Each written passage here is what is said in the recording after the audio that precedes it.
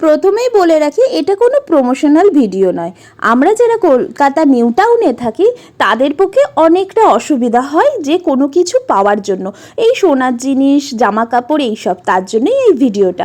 কোথায় আছে এই সোনার দোকানটা সেটা আমি আগের ভিডিওতেই জানিয়েছি। এবার আমি দেখাবো আমি কি কি কিনলাম। আমি কিনেছি পপি জুয়েলার্সি থেকে, যেটা দোকানটা রয়েছে বলাকাতে, বলাকা আবাসন তার ঠিক পাশে, যেটা আমি দেখিয়ে দিয়েছি আগের ভিডিওটা কিভাবে যাবে সবটাই।